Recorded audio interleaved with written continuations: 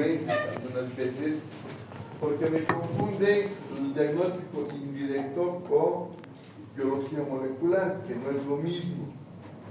Para algunos todo es lo mismo, ¿sí? Y con eso me calla el vecino, ¿no? ¿Qué hablas? Sangre, sangre. Sí, pero yo busco una cosa en la sangre de uno y busco en la sangre de la misma sangre otra cosa. Ahí está la diferencia.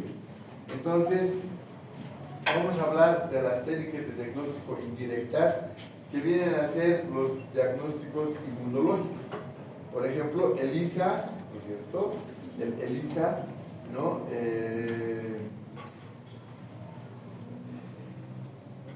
Y las pruebas rápidas, el PR, las pruebas rápidas. Cuando hablamos de técnicas de biología molecular son las ondas genéticas, que es distinto de las inmunológicas, porque ahí hacemos la PCR, que es la búsqueda del genoma, que es completamente distinto. Entonces, como contexto, tenemos primero que hay un diagnóstico directo, y en el diagnóstico directo que ya hemos estudiado, ¿no? en generalidades, en general hemos visto tinción Gram. Y la tinción Gram, ¿no es cierto?, es la primera técnica de diagnóstico directo, porque se toma la muestra y al tomar la muestra se hace una tinción de Gram y nos orienta para saber si es Gram positivo, Gram negativo, coco o bacilo. Entonces, desde 1848 se han definido, después de la publicación del artículo de Christian Gram, que el diagnóstico bacteriológico directo comienza con tinción Gram. Y de acuerdo de eso se orienta y se escoge un cultivo. Entonces, de acuerdo a lo que me salga, si es Gram positivo, Gram negativo, coco, bacilo, entonces recién elegimos si vamos a cultivar en un cultivo. Entonces, por decirte, yo voy a hacer un cultivo de faringe, pero por ahí en la faringe me sale levaduras, hongos. Entonces no puedo utilizar un cultivo convencional, tengo que buscar un cultivo para hongos, ¿no? Y de ahí es que se puede hacer cultivos, el hemocultivo, el coprocultivo, el urocultivo, y después de que crecen las colonias, otra vuelta se hace tinción Gram. Ustedes en práctica van a hacer esto, que es el diagnóstico directo. Si es directo, ¿cuál será su contraparte? Entonces, cuando hacemos el indirecto, no vemos a la bacteria, porque el directo, su fundamento es ver la forma bacteriana, ¿no es cierto?, o el producto de la fracción exponencial del desarrollo de varias bacterias que se llama colonias. Igual vamos a ver el color y todo lo demás, y es directo, estamos viendo al bicho. Pero en el indirecto no vemos a la bacteria, vemos la reacción antígeno-anticuerpo. Ya han llevado antígenos, ya han llevado anticuerpos, ya saben cómo se unen. Entonces, eso tenemos que ver, lo que se une. Eso tenemos que ver, lo que se une. ¿No es cierto? Entonces, en el indirecto tenemos lo que se llama la serología. Y la serología es el estudio del suero o plasma. Cuando centrifugamos la sangre, ¿qué tenemos en el sobrenadante?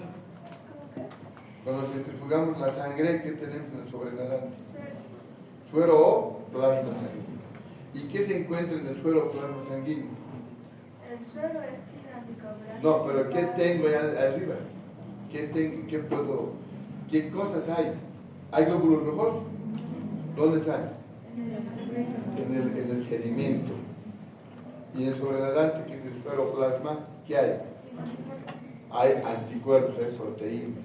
Entonces, ahí, ¿no es cierto? O los antígenos de la bacteria, que son proteínas también. Entonces, nosotros vamos a utilizar ese sobrenadante para analizar, eso se llama serología, donde vamos a detectar anticuerpos, ¿no es cierto?, como la prueba de ELISA, que es la que yo quisiera que sepan bien, porque esto pueden leer en su libro, pero esto confunde mucha gente. Y la prueba de cromatografía, La prueba de cromatografía que puede ser en papel, ¿no es cierto? O puede ser en una película, en un negativo, pero la de papel es la que se hace con los famosos cassettes. Hoy día mi grupo estaba ahí conflictuado con sus cassettes, ¿no?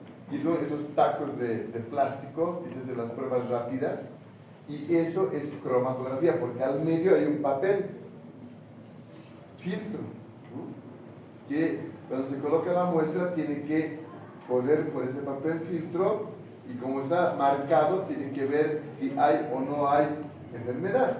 Entonces eso se llama pruebas rápidas de cromatografía, donde vamos a detectar los antígenos del microorganismo, porque en el papel están los anticuerpos. En el ELISA vamos a detectar los anticuerpos del paciente, porque en el ELISA están los antígenos, al revés. ¿No es cierto?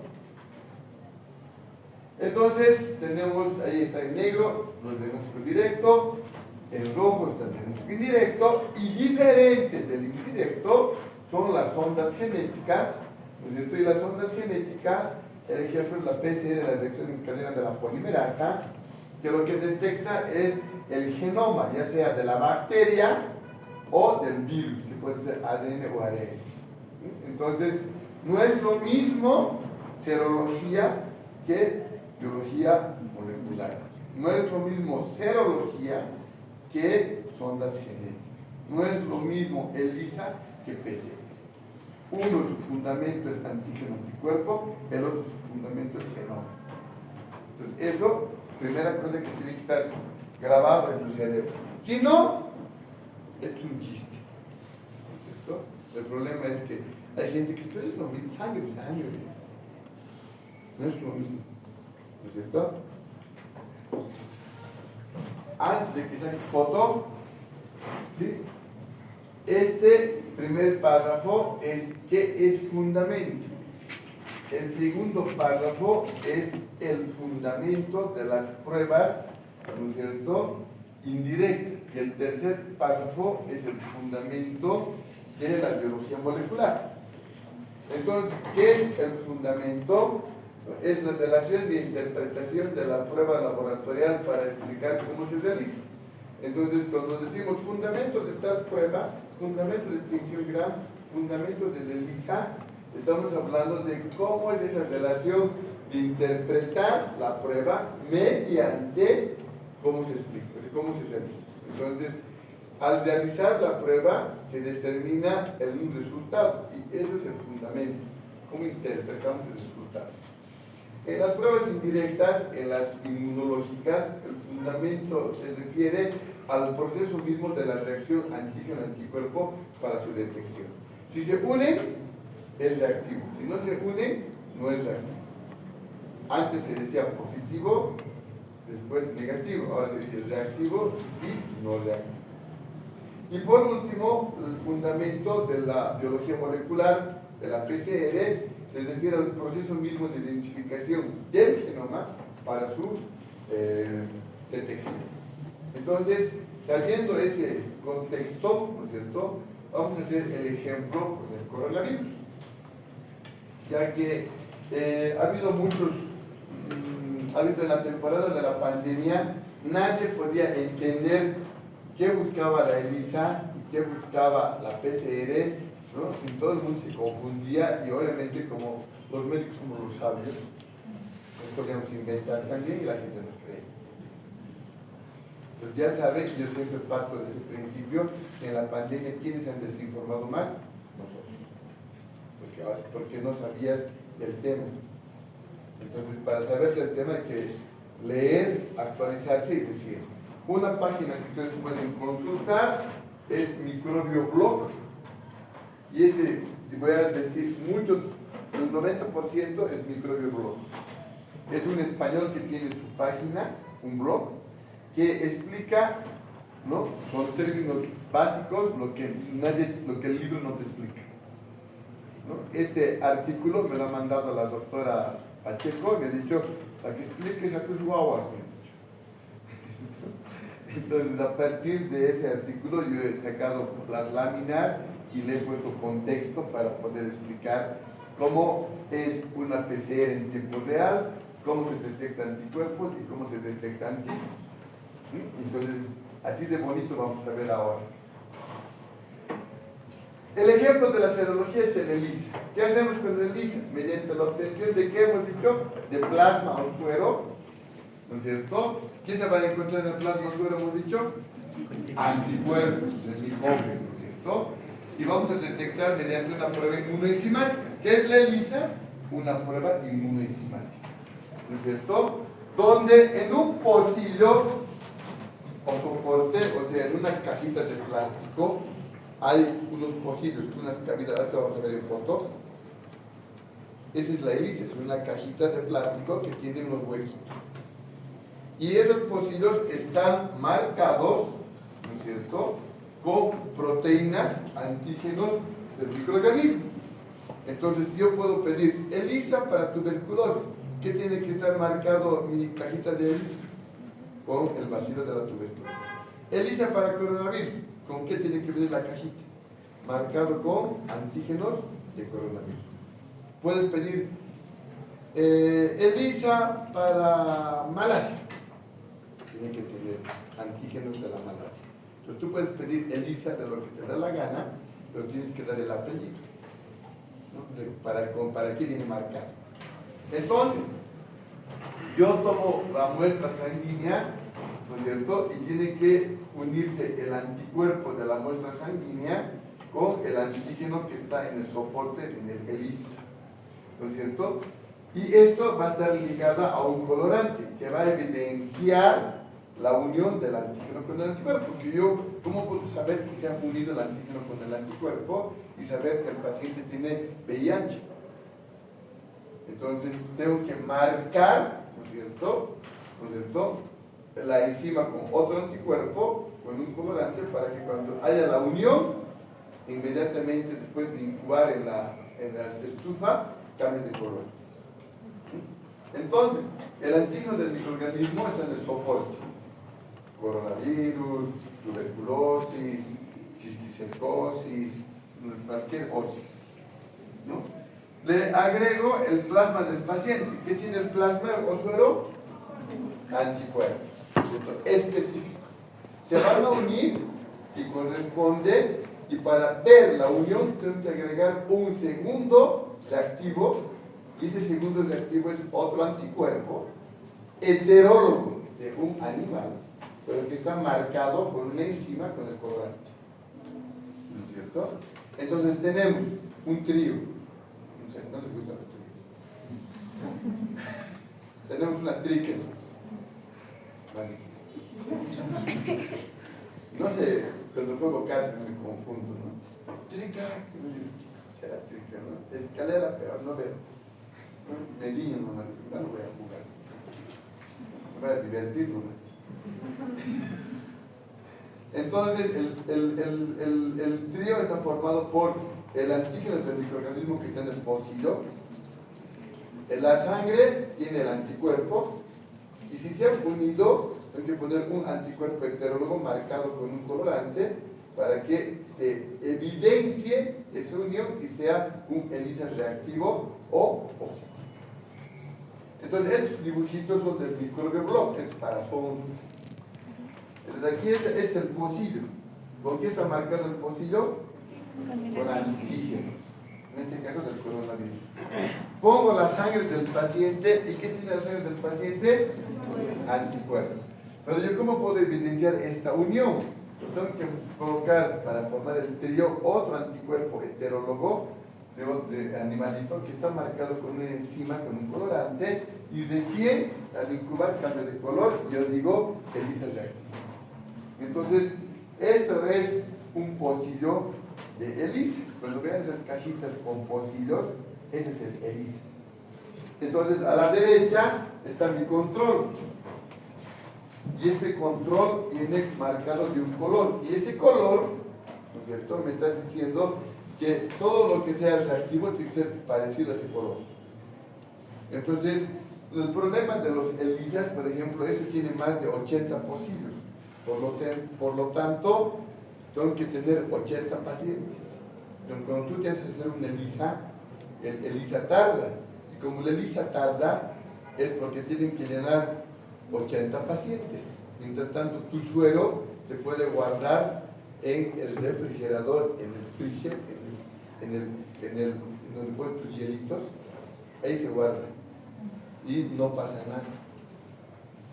Pero el problema te dice, a la próxima semana, esto dura unas cuantas horas, pero no pueden hacer porque hay que llenar el resto. Entonces puedes comprar unos ELISAs de menos capacidad, digamos, para 10 muestras. Entonces tú puedes para 80 muestras, para 10 muestras, para 15 muestras. Entonces el laboratorio decide cuál es su correspondencia con cuánta gente tiene. Entonces, digamos, mi paciente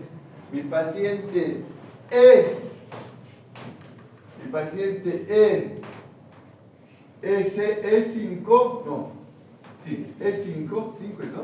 Sí. El E5, ¿qué es? No es activo. No es activo. ¿Sí? No es activo. Mi paciente B4. Ahora, ¿qué pasa con mi paciente C5? No es activo. Tiene excepción. Entonces, antes colocaban ELISA más menos. Y cuando tú recibías ya, ¿qué? Más o menos. Entonces, cuando es más o menos, se repite la prueba. Entonces, el laboratorio te cobra todo por el mismo precio, repita o no. Entonces, muchos laboratorios hacen 2 veces para verificar los resultados. Eso se llama control de calidad. Porque si la pifian y la hacen mal, puedes estar dando un certificado de defunción a un paciente anticipado. Entonces, cuando salen el más menos, repiten la prueba en otro pocillo y les tiene que dar o posi o nega, o reactivo o no reactivo. ¿Está bien? Entonces pueden ver las diferentes clases y ahí está, ¿no? En inglés, ¿qué quiere decir ELISA? ¿Qué quiere decir? Inside, like it. ¿And that's what like it? Inmunoabsorbente, ese. Es ese ensayo. Esta es una prueba de inmunoabsorbente, una prueba inmunoabsorbente ligada a una enzima. ¿Qué es el ELISA? Si quieres traducir, es una prueba inmunoabsorbente ligada a una enzima. En inglés, dices al doctor, ensayo, like inmunoabsorbente, ese. Tu doctor te lo dice, ya está.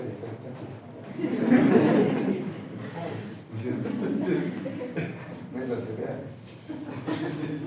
Es una prueba. Cuando vean esto, es el ELISA. Y fácil lo que se funciona. Sencillo. El trío. Ahora, la cromatografía con las pruebas rápidas, igual, la muestra es sangre. ¿No es cierto? ¿Sí? O en algunos casos puede ser heces fecales, líquido cefalorraquídeo. En el ELISA, ¿no? Generalmente sangre. En esto puede ser sangre entera, heces diluidas, ¿cierto? O puede ser suero del paciente, plasma. Entonces, esto tiene más opciones para poder detectar las famosas pruebas rápidas que algunos les habrán hecho cuando estaban en la cuarentena, ¿no es cierto? ¿Sí? Notas las pruebas rápidas, no puedes entrar, no puedes ir, no puedes trabajar, era un desastre. Entonces, esta gota de sangre, ¿qué tiene en este caso? Antígenos. ¿De quién? Del microorganismo, ¿no? Y en el soporte está marcado con anticuerpos. IgM, IgG. ¿Qué es la IgM? La primera en salir. O sea, enfermedad aguda. ¿Qué es IgG? De memoria. Memoria, o sea, es la que ya pasó. ¿Lo ves? Ya pasó. Entonces tienes que acordarte que la IgG ya pasó. IgM aguda, ¿cierto? La aguda, la que está pasando. Entonces, el soporte está marcado con anticuerpos. Yo le pongo antígeno y tienen que marcarse o IgG o IgM. o los dos, o ninguno. ¿Sí? Entonces, eso vamos a ver, ¿no es cierto? Donde el anticuerpo está en el soporte, se agrega el reactivo que tiene un segundo anticuerpo, ¿no? Y en este caso vamos a hacer un sándwich, ya no un trío. ¿No sé cuál es mejor? A ver, ya sé. Tranquilo nomás. ¿Todo al medio? No, sándwich no. Entonces, aquí en el soporte está el anticuerpo. Coloco la sangre, está el antígeno. Y para ver si se ha unido antígeno con anticuerpo, pongo otro anticuerpo heterólogo marcado. Entonces tengo como pan y carne, ¿no ves? Anticuerpo y al medio antígeno. Y este está marcado. Y obviamente si está marcado, se forma una raíz. Entonces, ¿no? El dibujito del microbio blog, el soporte es este, el papel, del cassette si quiere, ¿no? Es decir, el plastiquito que tiene. ¿Con qué está marcado? Con anticuerpos, IgG o IgM. ¿Qué coloco en la sangre o en el popó? Antígeno. Si se unen, como yo sé que se han unido, sándwich, otro anticuerpo heterólogo marcado con un colorante y sale una línea. ¿No es cierto? Y yo digo positivo, negativo. ¿Ves? Sencillo. Entonces, esta es la mejor imagen, ¿no? Antes de ver el fondo, vamos a ver el contexto. Este es mi cassette sin utilizar. Aquí tengo la rayita que es el control, aquí tengo la rayita de IgM y aquí está el IgG. Aquí está el papel, este es el plástico y aquí se coloca la muestra de sangre, por ejemplo. Si me sale el control positivo y el IgM, quiere decir infección activa. Eso quiere decir que hemos detectado la IgM que está con infección aguda, está hoy enfermo. ¿No es cierto? Pero si me salen los dos IgM y IgG, también es enfermedad actual. Pero si me sale solamente IgG, que es, ¿no es cierto?, el monómero de IgG, quiere decir que ya pasó la enfermedad. Entonces, estas pruebas rápidas se hacen para verificar la epidemiología de los pacientes, pero como había mucha demanda de PCR, se comenzó a utilizar pruebas rápidas para saber quién era. Entonces, nos han llamado, nos han contratado para hacer pruebas rápidas en una construcción. Entonces, el ingeniero quería saber si, como se ha vuelto a trabajar, quería saber si sus obreros estaban enfermos, sanos o qué. Entonces, les he hecho las pruebas rápidas, ¿no?, para COVID, y este es, digamos, una muestrita de los resultados. Por ejemplo, mi paciente 004, ¿cuál es el resultado?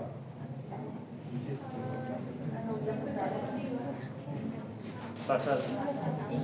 O sea, ya tuvo. Sí, usted, señor, sí, don Crispín, usted ya había tenido. ¿Yo? Sí, pero no tenía síntomas. Por eso, porque algunos han tenido, pero asintomáticos. El 80% del coronavirus ha sido asintomático. Solamente 20% de la población ha tenido síntomas. ¿Sí? Más bien me han notado para dar la queja de coronavirus. Antes daba la doctora Yuki. Así que ahora voy a dar yo. ¿Ya? Y entonces esa clase de coronavirus le vamos a hablar más del 80%. Y este güey, digo, en serio, el 006, ¿cuál es su resultado? Pasada, IgG. IgG. Pasada. ¿Y el 005? No la han hecho. Nada, o sea, él no había tenido. Entonces, estos ya han tenido. Todos eran asintomáticos, nunca habían tenido síntomas, pero ya habían pasado. Ya se logró. Entonces había algunos híbridos al medio que no se habían enfermado y. Bueno, yo no me he enfermado hasta ahora. Hasta ahora, nada. Me he enfermado varias veces, me hice todas las pruebas posibles y nunca ha salido positivo nada. Invicto. Entonces ya saben cómo es la prueba rápida. ¿Está bien? Entonces, para terminar, las ondas genéticas que son del genoma, y ahí vemos que el fundamento es la determinación del material genético ARN o ADN del microorganismo con solo un fragmento del mismo. O sea, yo no quiero ver todo el genoma de la bacteria o del virus. Un pedacito necesito. ¿Y ese pedacito qué voy a hacer? Lo voy a amplificar. Y cuando haga copias, lo voy a comparar con un modelo. El laboratorio me manda un modelo. Aquí es tu modelo. Y ese es igualito que a mí. Nadie puede. ¿Cierto? Entonces, el que sea igualito que a mí, ya es otro lunito. ¿Cierto? Así es. Los virus son así. Tengo que inventar algunas cosas para que entiendan. ¿Vamos bien? Ahora vamos. Entonces, aquí tengo la muestra. ¿Sí? Manualmente, ¿sí? Yo saco la muestra, sangre del paciente, centrifugo, tengo el suero del paciente y por eso se confunde. Como tengo suero del paciente, no es serología. Entonces la gente cree, no es sangre. No. En el otro detecto antígeno anticuerpo, indirecto, inmunológico. ¿Ahí qué detecto? Genoma. Entonces no es lo mismo. ¿Sí? Entonces, cuando extraigo el ARN, esta extracción, porque el virus es ARN, es manual. Entonces, el del laboratorio tiene que agarrar y le coloca unos reactivos, y ahí se ve como un coagulito, ahí está el ARN. Y luego saca el ARN, ¿no? Y le pone una enzima para retrotranscripción, y de una cadena simple, que es el ARN, hace una bicatenaria, una ADN. Entonces, de ARN crea ADN.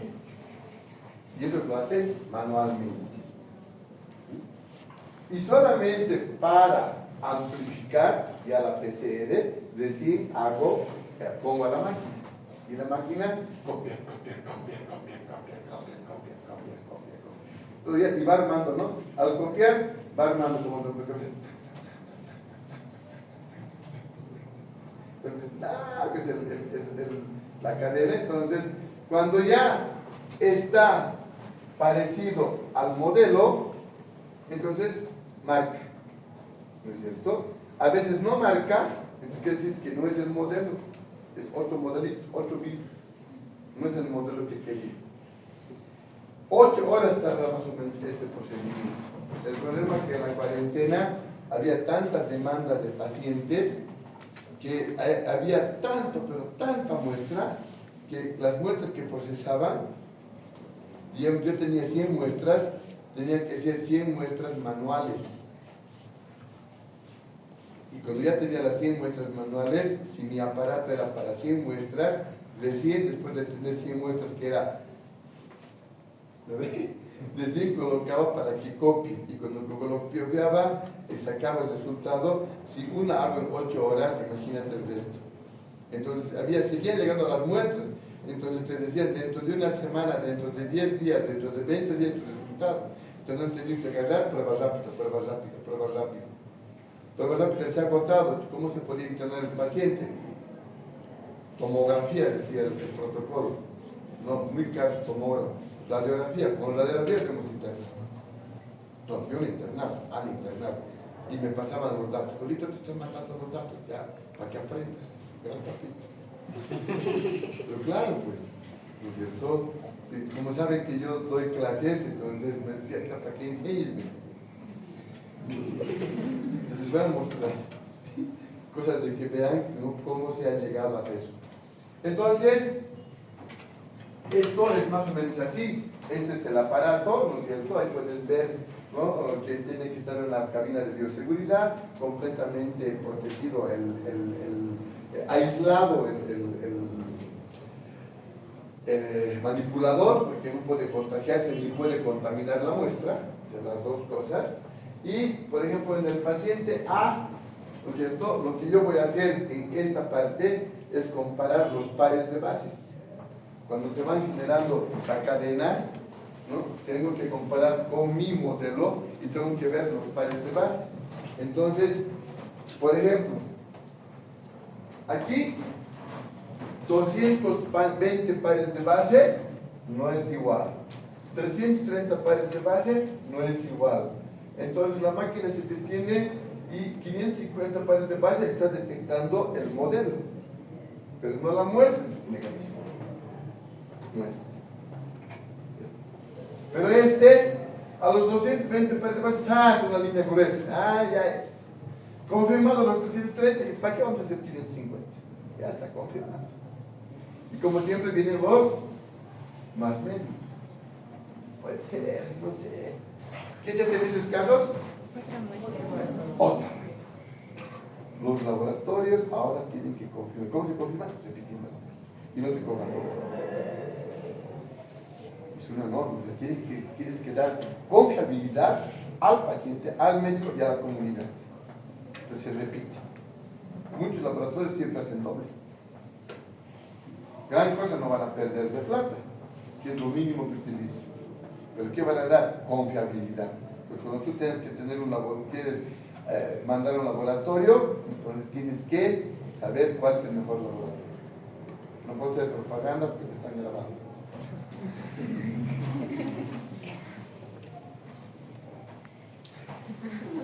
Igual acá, pues aquí una línea tenue y nada más negativo. Aquí, desde aquí una línea gruesa, aquí confirmo, hasta ni siquiera hemos llegado a 223, ya positivo. Tenue y no ha hecho más, entonces no es. Ese es más menos, hay que ser cuidado. Entonces, más o menos así se lee la PCR, ¿no? La cosa es que usted puede interpretar, ¿sí? ¿Entendió? Entonces, yo solamente quería darles eso, para que puedan aprender bien. Espero que les haya gustado.